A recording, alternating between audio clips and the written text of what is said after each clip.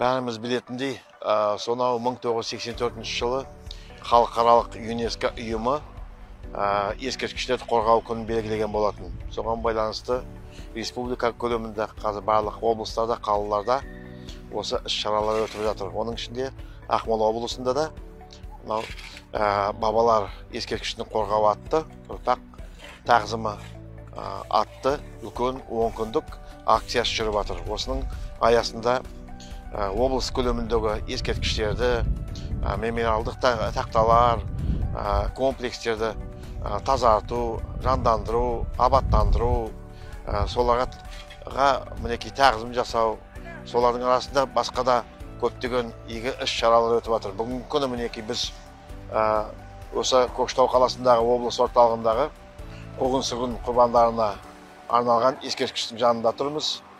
Тарихқа үңілетін болсақ, жалпы республика бойынша осы сонау 1930-50 жылдары сталиндік тоталитарлық диктаторлық кезеңде 125 мың адам қуғын-сүргінге ұшыраған екен. Соның ішінде 25 мың адам ату жағасына кесілген.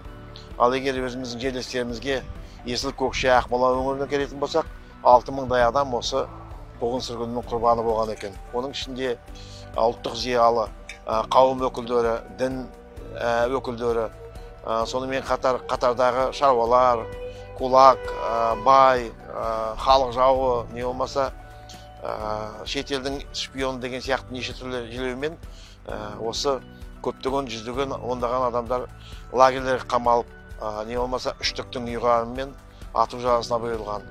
Ал көп адамдар біздің облыстан тыс аштық уақытында, не болмаса осы қудалау кезінде мынау үш жақ дейді, Түмен облысына, Омбы жаққа қарай, Сібірге қарай жер аударуға мәжбүр болған.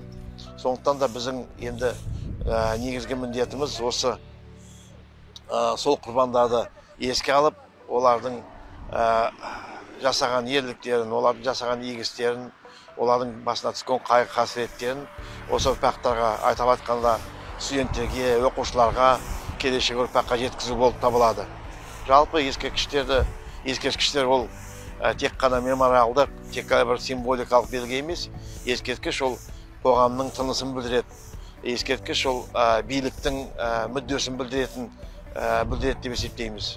Жұмыстар атқарылып, облыс қала көлемінде біраз шараларды біз атқарамыз деп өткіземіз деп ойлаймыз.